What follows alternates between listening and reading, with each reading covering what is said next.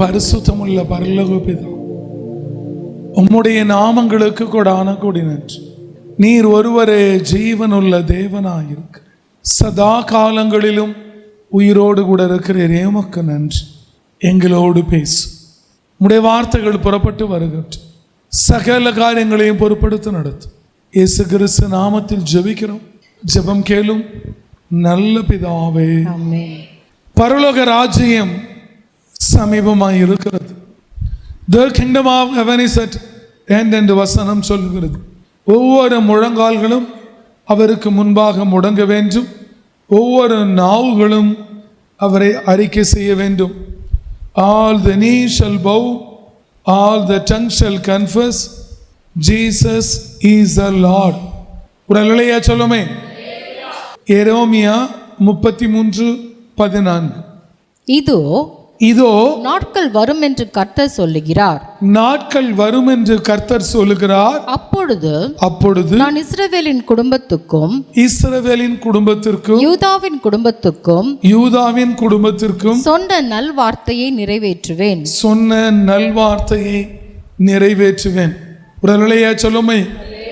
இதோ நாட்கள் வரும் என்று கர்த்தர் சொல்லுகிறார். எதற்காக? ஏன் இந்த வார்த்தைகளை அவர் சொல்ல வேண்டும்? எரேமியாவோட சொன்னார், அடியானோட சொன்னார். எதற்காக இந்த வார்த்தையை அவர் சொல்ல வேண்டும்? வானமும் பூமியும் ஒழிந்து போனால் என் வார்த்தைகள் ஒழிந்து போவது இல்லை என்று சொன்னார். தாம் உண்டாக்கின எல்லாவற்றை பார்க்கிலும் தம்முடைய வார்த்தையை பிரஸ்தாபப்படுத்தி இருக்கிறார் என்று வேதம் சொல்லுகிறது. அது மாத்திரமல்ல, 2000 ஆண்டுகளுக்கு முன்பு இயேசு இந்த பூமியில் இறங்கி வருகிற பொழுது வார்த்தையாய் தான் இறங்கி வந்தார். அந்த வார்த்தை தேவனிடத்தில் இருந்தது, அது தேவனாய் இருந்தது என்று வேதம் சொல்லுகிறது. ஒரு அல்லேலூயா சொல்லுமே. இதோ நாட்கள் வரும் என்று கர்த்தர் சொல்லுகிறார். எல்லாருக்கும் சொல்லுகிறார். அடியானுக்கு சொன்னார், நாட்கள் வந்தது. அடியானுக்கு என்னென்ன சொல்லியிருந்தாரோ அதை நிறைவேற்றி கொண்டிருக்கிறார். ஒரு அல்லேலூயா சொல்லுமே. இதோ உங்களுக்கு சொல்லுகிறார், என் ஜனமாயே உங்களுக்கும் நாட்கள் வந்தது, அதுதான் இந்த நாள். ஒரு அல்லேலூயா சொல்லுமே. அப்ப எதற்காக இந்த நாள் வருகிறது? இந்த பூமியிலே மரியாளின் வயிற்றில் ஒருவர் வார்த்தையாய் இறங்கி வந்தாரே, அவர் தாம் வாயை திறந்து சொன்ன வார்த்தை நல்வார்த்தை. அந்த வார்த்தையை நிறைவேற்றும்படிதான் அவர் அந்த காலங்கள் வரும் என்று சொன்னார். ஒரு அல்லேலூயா சொல்லுமே. இதோ நாட்கள் வரும் என்று கர்த்தர் சொல்லுகிறார். எதற்காக அந்த நாள்? ஏன் அந்த நாள் வர வேண்டும்? தேவனோட வார்த்தை உண்மையுள்ளது. தேவனோட வார்த்தை நிறைவேறும். தேவனோட வார்த்தையை நிறைவேற்ற நாட்கள் வரும் என்று கர்த்தர் சொன்னார். ஒரு அல்லேலூயா சொல்லுமே. உங்க வாழ்க்கையிலே தேவனோட வார்த்தைகள், அவருடைய நல்வார்த்தை எது வந்ததோ இதுவரை உங்க வாழ்க்கையில நிறைவேறவில்லை என்றார். இன்றைக்கு சேனைகளின் கர்த்தர் சொல்லுகிறார், இப்பொழுது அந்த வார்த்தை நிறைவேற போகிறது. ஒரு அல்லேலூயா சொல்லுமே. என்ன வார்த்தை? நல்வார்த்தை. நீ ரோட்ல போயிட்டு போய் சொந்தக்காரமா சொல்லுவோம், நீ இப்படியே போனீங்கன்னா ரோட்ல அடிபட்டு போயிடுவேன். அது நல்வார்த்தை இல்லை. சேனைகளின் கர்த்தரோட வாயிலிருந்து வரணும், அதை ஊழியக்காரன் சொல்லணும். அந்த வார்த்தை, அந்த வாக்கு தத்தம் தான் நல்வார்த்தை. எனக்கு பைக் வாங்குறப்பே தெரியும், பைக்கை கடங்காரன் எடுத்துகிட்டு போயிடுவான்னு. அது நல்வார்த்தை இல்லை. அது நிறைவேறும். கடன் கட்டலைன்னா அது நல்வார்த்தை ஆகிடுமா? இப்படி ஆள் பார்ப்பாங்க மேலே இருந்து கீழே, இன்னும் முகல்லாம் ஒரு மாதிரி இருக்க, ஆள் டல்லாக தெரியுது, இன்னும் நடக்கடெல்லாம் சரியில்லையே, நான் உன்னை போன மாதம் தான் நான் பார்த்தேன், எவ்வளோ ஃப்ரெஷ்ஷாக இருந்தேன், என்ன இப்படி இருக்கியே அப்படின்னு கேட்டுட்டு, எனக்கு ஒரு சந்தேகம், உனக்கு ஏதாவது ஹார்ட்டில் தான் பிரச்சனை, இல்லை சக்கரை இருக்கும், போய் செக் பண்ணு. இவன் அப்படியே இந்த வார்த்தையை நம்பிக்கிட்டே போவான். ஐயோ அக்கா சொல்லிடுச்சு, மாமா சொல்லிட்டாரு, இப்படியா இருக்குமோ, சர்க்கரையாக இருக்குமோ, ஹார்ட்டில் ப்ராப்ளம் இருக்குமோ, சர்க்கரையாக இருக்குமோ. அப்படியே போனால் கரெக்டாக செக் பண்ணால் சர்க்கரை இருக்குன்றுவான், ஹார்ட் ப்ராப்ளம் எக்கோவில் இருக்குன்றுவான். அவ்வளோதான். அப்புறம் திரும்பி டயலாக சொல்லுவான், ஐயோ எங்கள் மாமா சொன்னபடியே நிறைவேறி போச்சு, எங்கள் அக்கா சொன்னபடியே நிறைவேறி போச்சு. அது நல்வார்த்தை இல்லை. நல்வார்த்தை என்பது இந்த பூமியிலே நீ வாழுகிற நாளெல்லாம் இலை பாறுதலோடு சந்தோஷமா பிரச்சனை இல்லாம வாழ்ற ஒரு வாழ்க்கை இருக்கு, அதுதான் நல்வார்த்தை. நீ இன்னிலேருந்து சமாதானமா இருப்ப, அதுதான் நல்ல வார்த்தை. உனக்கு இருந்த பிரச்சனை எல்லாம் முடிஞ்சு போச்சு, அதுதான் நல்ல வார்த்தை. தேவன் அப்படிதான் நல்வார்த்தை, அது பேர் தான் நல்வார்த்தை. சொல்லுவாங்களே, சொன்னாலும் சொன்னாயா என் வாயில் சர்க்கரை போடணும், ஒரு வார்த்தை நறுக்குன்னு நல்ல வார்த்தை சொல்லிட்டேயா. எல்லாம் கிராமத்தில் சொல்லுவாங்க தெரியுமா, எல்லாம் பஞ்சாயத்து 10 பேர் பண்ணிகிட்டு இருப்பானுங்க. திடீர்னு ஒரு சின்ன பையன் உள்ளே வருவான், அவனுக்கு என்ன நடக்குதுன்னே தெரியாது, ஆனால் சூக்குன்னு ஏதாவது ஒரு வார்த்தை சொல்லிவிடுவான். உடனே இந்த பஞ்சாயத்து கொஞ்சம் சொல்லுவாங்க, பாருயா வந்த உடனே சொன்னான் பாரியா ஒரு வார்த்தை, நறுக்கா சொன்னாயா, நல்லா சொன்னாயான் அப்படின்ட்டுருவாங்க. இந்த பூமியில் இருக்கிறவன் இவனுக்கே சொன்னது நறுக்கா நல்லா இருந்தா, என் அப்பன் இயேசுகிற சொல்ல வார்த்தை எப்படி இருக்கும்? நம்ம கொடுக்கறதெல்லாம் நல்வார்த்தை தான். உடலையே சொல்லுவோமே, நான் என்ன யாரை பார்த்து நீலாம் நல்லா இருக்க மாட்டேன்னு நான் சொன்னதே இல்லை. யார் என்னை பார்க்க வந்தாலும் என்ன பிரச்சனையோட வந்தாலும் நான் சொல்கிற மொதல் வார்த்தை, நீ போ நல்லா இருப்ப. உடலையே சொல்லுவோமே, நல்வார்த்தைனாலே அது சேனைகளின் கர்த்தரிடத்திலிருந்து தான் வரும். உடலையா சொல்லுமே, அவர் சொல்ற மாதிரி நல்ல வார்த்தை இந்த பூமியில் யாருமே சொல்ல முடியாது. ஏன்னா அவர் ஒருவர் தான் நல்லவர். உடலையா சொல்லுமே, அதில் வசனம் சொல்லுது பாருங்க, என்ன சொல்லுது? கர்த்தர் நல்லவர், ஒரு கிருபை என்றும் உள்ளதென்று சொல்லுகிறவர்களின் சத்தம். அப்போ ஒருத்தன் வந்து சொன்னால், ஒரு விசுவாசி சொன்னால் முதல்ல சொல்ல வேண்டிய வார்த்தை கர்த்தர் நல்லவர். உடனே சொல்லுவோம். அல்லேலூயா. திரும்ப வாசிக்கலாம். இதோ நாட்கள் வரும் என்று கர்த்தர் சொல்லுகிறார். கர்த்தர் சொல்லுகிறார். அப்பொழுது நான் இஸ்ரவேலின் குடும்பத்துக்கும். அது எப்பொழுது? அது இப்பொழுது. உடனே சொல்லுமே. அல்லேலூயா. உன் வாழ்க்கையில தேவனோட வார்த்தைகள் எது எது நிறைவேறவில்லையோ அவைகள் இன்றைக்கு நிறைவேற போகிறது. கர்த்தர் சொல்லுகிறார், அப்பொழுது நான் இஸ்ரவேலின் குடும்பத்துக்கும் யூதாவின் குடும்பத்துக்கும் சொன்ன நல் வார்த்தையை நிறைவேற்றுவேன். அப்ப இஸ்ரவேல் குடும்பத்துக்கும் யூதாவின் குடும்பத்திற்கும் ஒரு நல்ல வார்த்தை தான் சொல்லியிருக்கிறார். உடனே சொல்லுமே. அதனால தான் அந்த வார்த்தையை நிறைவேற்றும்படி அவர் காலங்கள் கடந்தும் அந்த வார்த்தையை நிறைவேற்றுகிறார். இந்த பூமியிலே நல்ல வார்த்தையை சொல்லுகிற ஒரே நல்லவர் சேனைகளின் கர்த்தர் மாத்திரம்தான். உடனே சொல்லுமே, அவரை தவிர எவனும் நல்ல வார்த்தை சொல்ல மாட்டான். ஊழியக்காரங்களா சொல்லவே வேண்டாம். நிறைய காணிக்கை கொடுத்தா நீ நல்லா இருப்ப அப்படின்னா சொல்லிட்டுருவானுங்க. காணிக்கை கம்மியாக கொடுத்தா, இல்லை ரொம்ப ஏழையாக இருந்தேன், என்னம்மா போமா போமா அப்படின்றாங்க. உடனே சொல்லுவோமே, அவர் தான் இதுக்கு முன்னாடி உங்களுக்கு நல்ல வார்த்தையை கொடுத்துருக்கிறாரு, நிறைய வாக்குத்தத்தங்களை கொடுத்துருக்கிறாரு, உங்கள் வாழ்க்கையில் நிறைவேறல, இன்னைக்கு அவர் நிறைவேற்ற போகிறார். உடனே சொல்லுவோமே. ஒரு நாள் என்னோட சகோதரன் சொல்லுகிறார், எல்லாரும் இந்த பூமியை விட்டு போகிற மாதிரி நானும் போகிறேன், ஏன் காலமும் முடிய போகுது. என்ன போகுது? ஏன் காலமும் முடிய போகிறது. இந்த பூமியிலிருந்து எல்லாரும் ஒரே வழியாக போவாங்க, அதே வழியாக நானும் போகிறேன் அப்படின்னு சொல்லிட்டு ஜனங்களெல்லாம் கூப்பிட்டு சொல்கிறாரு, நான் போகிறேன், ஆனாலும் ஒன்று சொல்கிறேன், உங்களுக்கு சேனைகளின் கர்த்தர் என்னென்ன நல்வார்த்தையை சொன்னாரோ அது ஒன்று கூட தவறில்லை, எல்லாவற்றையும் அவர் நிறைவேற்றினார் என்று. உடலையே சொல்லுவோமே. இன்னைக்கு சொல்கிறேன், இதுவரை தேவன் கொடுத்த நல்ல வார்த்தை வாக்குத்தத்தம் நிறைவேறாமல் இருந்தாலும் இன்றைக்கு தேவன் சொல்லுகிறார், இனி தவறாது எல்லாவற்றையும் இன்றைக்கு நிறைவேற்ற போகிறேன் என்று சொல்லுகிறார். உடலையே சொல்லுவோமே. அவர் மட்டும்தான் சொன்னதை செய்வார், செய்யறதை சொல்லுவார். யோசுவா என்ன சொல்லுகிறார்? யோசுவாவின் புஸ்தகம் 23:16 வாசிக்கலாம்.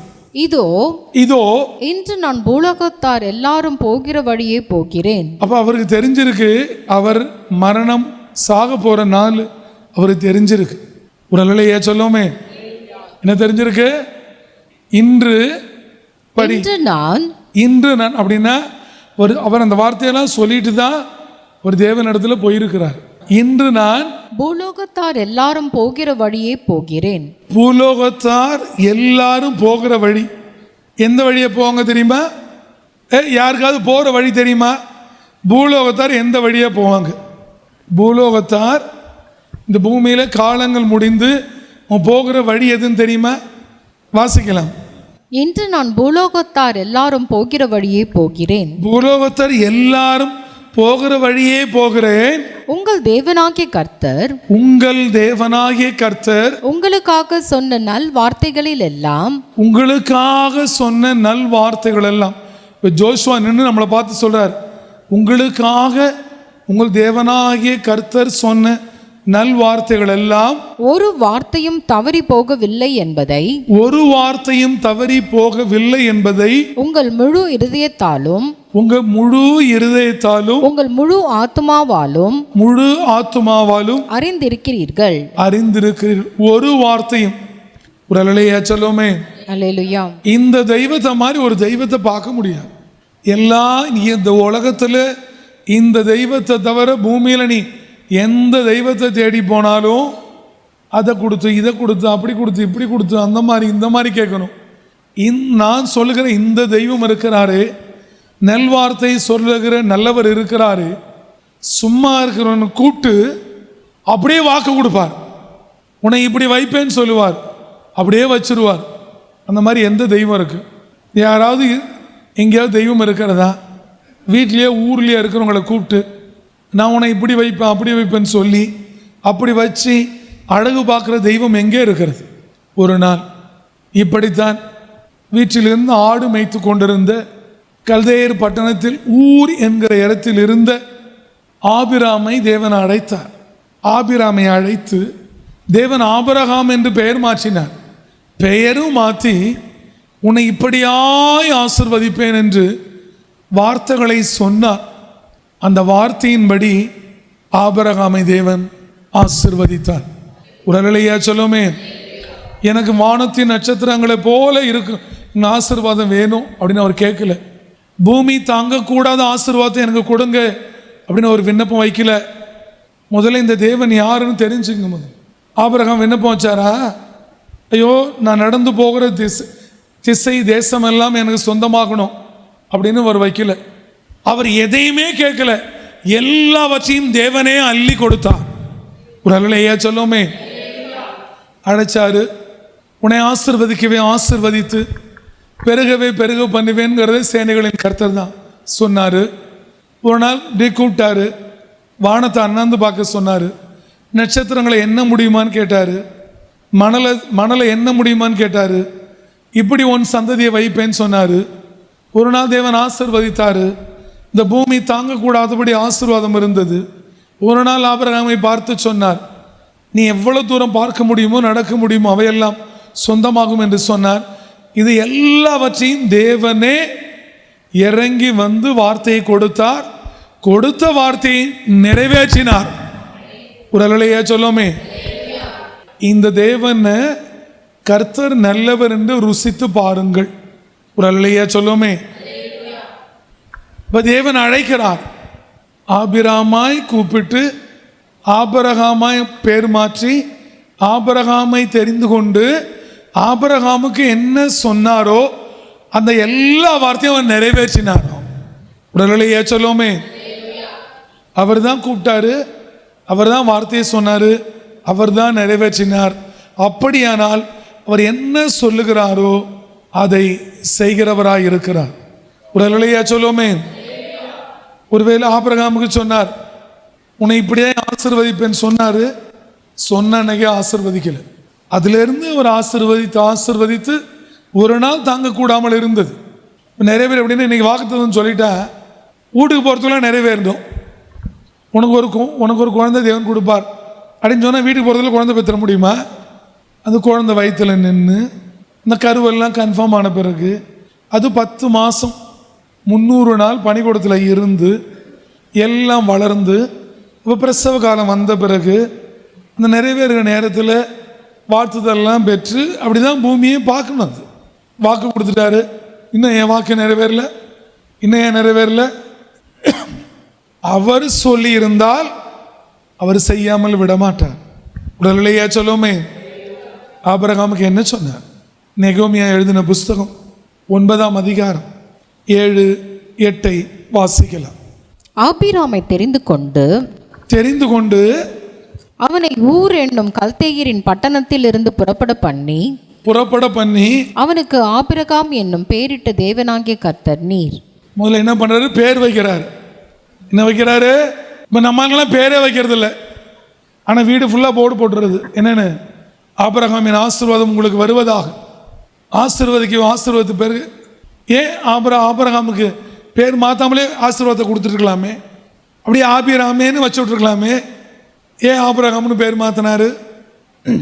வேதத்தில் அநேக முக்கியமான தாசர்கள், தீர்க்கதரிசி எல்லாருக்கும் தேவன் பேர் மாற்றிருக்கிறார். நிறைய பேருக்கு தெரியாது. யாக்கோபுக்கு பேர் மாற்றினார், யோசேப்புக்கு பேர் மாற்றப்பட்டது, தானியேல், எஸ்ரா, நெகோமியா, பேதுரு, அப்போஸ்தலர் எல்லாருக்கும் பேர் மாறி இருக்கு. இது சவுல் பவுலானார். சில பேர் இருக்கிற பேர்லேயே இருக்கணும். எங்கே இருப்ப நீ? முதல்ல வேதம் என்ன சொல்லுகிறங்கிறத புரிஞ்சுக்கணும். வாசிக்கலாம். ஆபிராமை தெரிந்து கொண்டு அவனை ஊர் என்னும் கல்தேயரின் பட்டணத்தில் இருந்து புறப்பட பண்ணி அவனுக்கு ஆபிரகாம் என்னும் பெயரிட்ட தேவனாகிய கர்த்தர் நீர். என்ன சொல்ற பாரு? தேவனாகிய கர்த்தர் நீர். ஆபிரகாமை கூப்பிட்டு ஆபிரகாமை பேர் மாற்றி ஆபிரகாமுக்கு சொன்னதை அவர் செய்தார் என்று நெகோமியா எழுதுகிறார். ஆபிரகாமுக்கும் நெகோமியாவுக்கும் கிட்டத்தட்ட எப்படியும் குறைந்தது ஒரு 1500 1600 வருஷங்கள் இருக்கு. அந்த வார்த்தை எவ்வளோ உண்மையாக இருந்தால் என்ன? ஆபிரகாமுக்கு 400 வருஷம் அடிமையாக இருப்பாங்கன்னு சொல்கிறாரு. 430 வருஷம் இருக்காங்க. அப்புறம் மோசே போய் விடுதலை ஆக்குகிறார். அதுக்கப்புறம் ஜோசுவா, அதுக்கப்புறம் நியாயாதிபதி காலங்கள், அது ஒரு 400 வருஷம். அப்போனா 400 800 வருஷம்.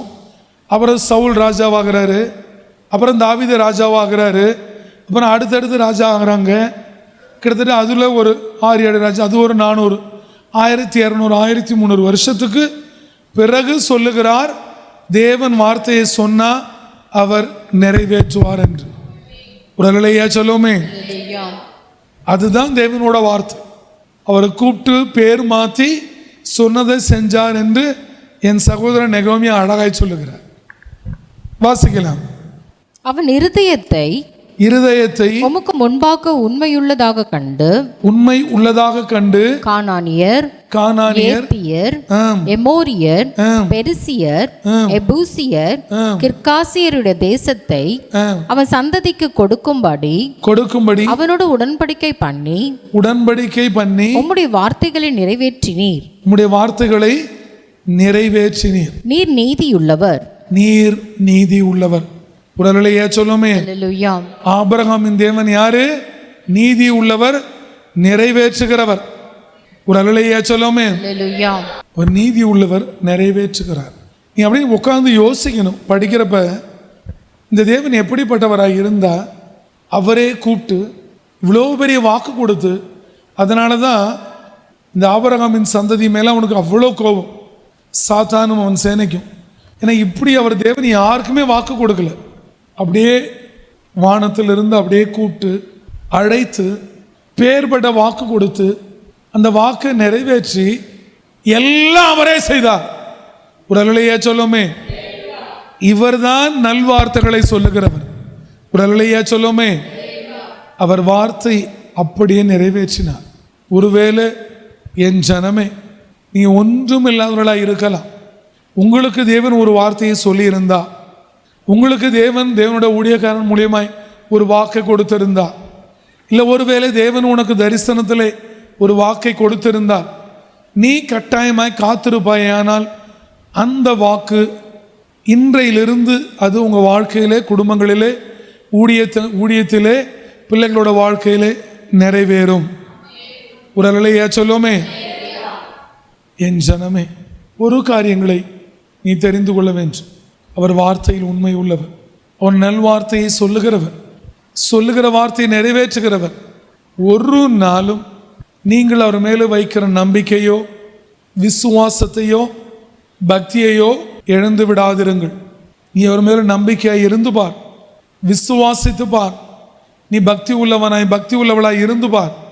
அவர் சொல்லின ஒரு வார்த்தைகளும் நிறைவேறாமல் போகாது. அன்றைக்கெல்லாம் இந்த வார்த்தையை ஏன் சொன்னேன்னு எனக்கு தெரியாது. இதோ நாட்கள் வரும் என்று கர்த்தர் சொல்லுகிறார். ஒரு அல்லேலூயா சொல்லுவோமே. இந்த ஆபிரகாமுக்கு செய்தவர் உங்களுக்கும் செய்வாராக. ஒரு அல்லேலூயா சொல்லுவோமே. விசேஷித்தமாய் உங்களுக்கு சொல்லுகிறார், இனி நீங்க நிம்மதியா இருப்பீங்களா? எப்படி இருப்பீங்களா? நிம்மதியா, சுற்றுப்புறத்தோட பிரச்சனை இல்லாம, தொந்தரவு இல்லாம நிம்மதியா இருப்பீங்களா? உங்களை தேவன் இளைப்பாற பண்ண போகிறார். பட்ட கஷ்டங்களுக்கு, பட்ட உபத்திரவங்களுக்கு, நிந்திக்கப்பட்ட நிந்தைக்கு, அவமானத்திற்கு தேவன் இன்றைக்கு ஒரு முடிவு செய்கிறார். ஒரு அல்லேலூயா சொல்லுவோமே. வாசிப்போமா?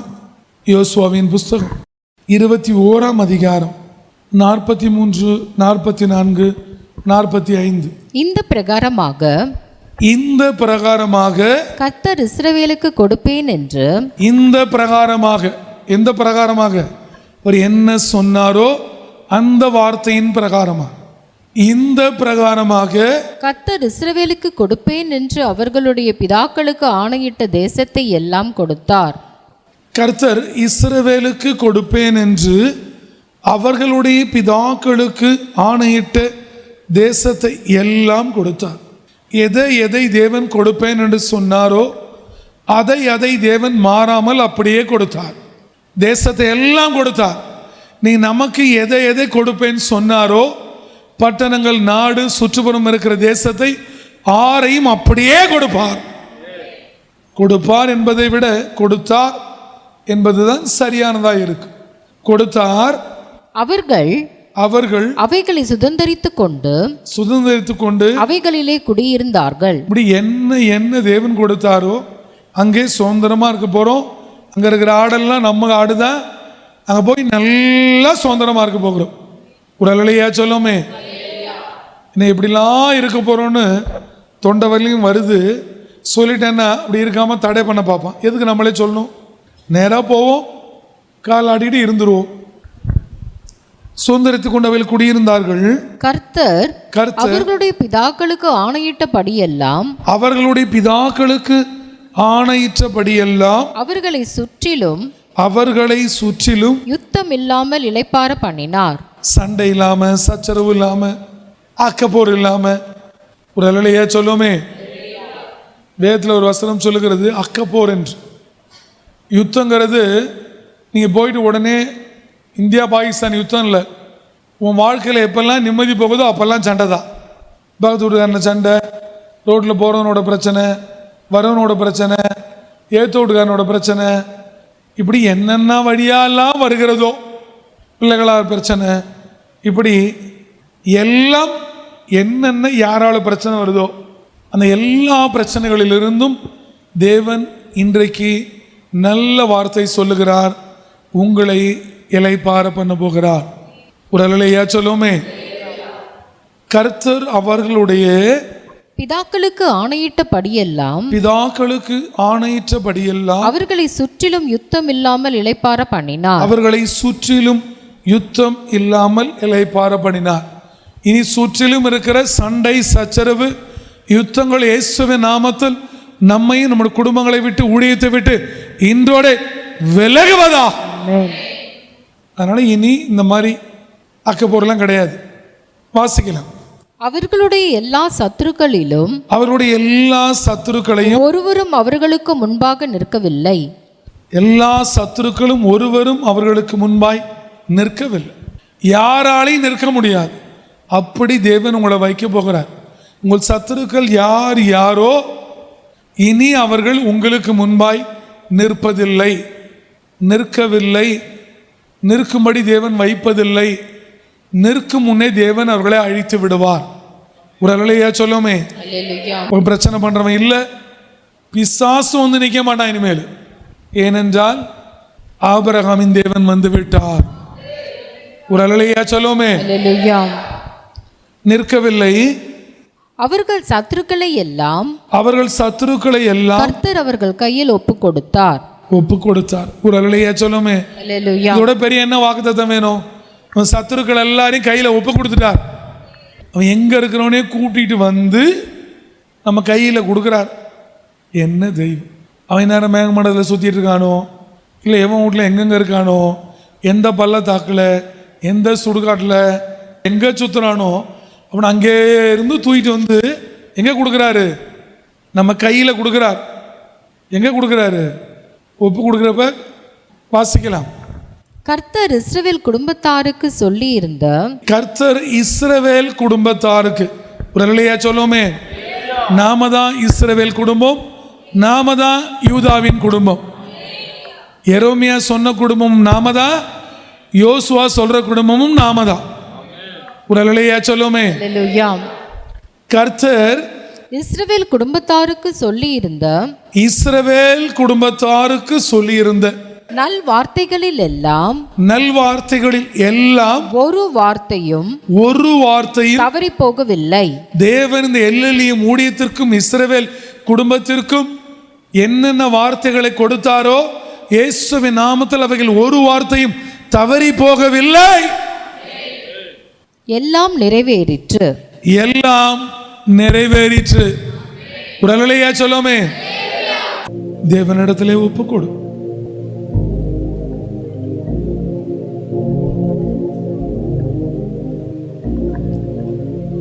ஆண்டவரே, ஜோசுவாவுக்கு சொன்னீங்க, இஸ்ரவேல் குடும்பத்துக்கு சொன்னீங்க, நாங்க இஸ்ரவேல் குடும்பம் தான், நாங்க எங்க ஊழியக்காரன் ஜோசுவாவோட இருக்கிறவர்கள் தான், ஆபிரகாமோட சந்ததி தான், நாங்க இஸ்ரவேலின் குடும்பம் தான்.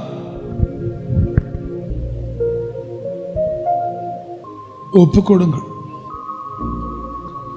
இது தேவனோட அன்பு. ஒன்றும் தவறவில்லையா, தவறி போகக்கூடாது.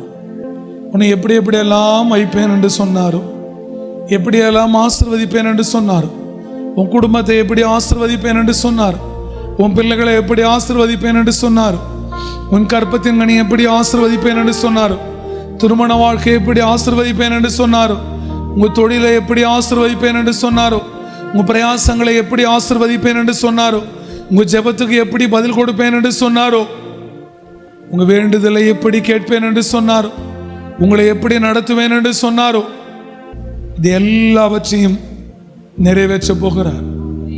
அது நிறைவேற போகிறது. ஒன்றும் தவறி போக போவதில்லை. உங்களை ஒப்புக் கொடுங்கள். மனதார ஒப்புக்கொடு. அவரிடத்திலே சொல், உம்முடைய வார்த்தைகள் தவறி போகவில்லை என்பதை அறி. நீ நிறைவேற்றுகிற தேவன் என்பதை அறிவேன். நாங்கள் இஸ்ரவேல் குடும்பம், நாங்கள் யூதாவின் குடும்பம். என் ஊழியக்காரனும் அப்படித்து ஊழியக்காரனுக்கு சொன்னதை நிறைவேற்றி அருளும். ஊழியக்காரன் எங்களுக்கு சொன்னதை நிறைவேற்றி அருளும். எங்க இருவருக்கும் நீங்க சொன்னதை நிறைவேற்றி அருளும் என்று தேவனிடத்திலே சொல். இதோ நான் உங்களுக்காக ஜெபிக்கட்டும். அன்பின் பரிசுத்தமுள்ள பரலோக பிதாவே, உம்முடைய நாமங்களுக்கு கொடான கொடி நன்றி. ஆண்டவரே, அடியானுக்கு நீ கொடுத்த தரிசனங்கள், விண்ணப்பங்கள், வேண்டுதல்கள், வாக்குத்தத்தங்கள், ஆசீர்வாதங்கள், நன்மைகள், ஆண்டவரே ஊழியம், இவைகளெல்லாம் இந்த நிமிஷம் வரை எது நிறைவேறவில்லையோ இப்பொழுது ஆபிரகாமின் தேவன் இறங்கி வந்து நிறைவேற்றுவீராக. ஆண்டவரே, என் ஜனங்கள் உடைய பிரயாசங்கள், உடைய வாழ்க்கையில் இதுவரை எது நிறைவேறாமல் இருக்கிறதோ, நிறைவேற வேண்டும் என்று என் ஜனங்கள் எதுக்கு காத்து கொண்டிருக்கிறார்கள், இயேசுவின் நாமத்தில் எல்லாம் இப்பொழுதே ஆபிரகாமின் தேவன் இறங்கி வந்து நிறைவேற்றுவீராக. இனி ஒரு வார்த்தையும் இயேசுவின் நாமத்தில் தவறி போவது இல்லை. என் ஜனங்களுக்கு நிறைவேற்றி அருளும். சந்தோஷம், சமாதானம், மகிழ்ச்சி, ஆசீர்வாதம், நன்மை, சுகம், வசந்தத்தை கொடுத்து ஆசீர்வதித்து நிறைவேற்றுவீராக. இயேசுவின் நாமத்தில் வந்த என் ஜனங்களை ஆசீர்வதி. ஆபிரகாமின் தேவன் இறங்கி வந்தீரே உமக்கு நன்றி. சேனைகளின் கர்த்தர் இறங்கி வந்தீரே உமக்கு நன்றி. இயேசு கிறிஸ்து நாமத்தில் ஜெபிக்கிறோம். ஜெபம் கேளும். ஒவ்வொருவரையும் ஆசீர்வதியும். நீ சொன்னதெல்லாம் நிறைவேற்றி அருளும். நல்ல பிதாவே, ஆமென்.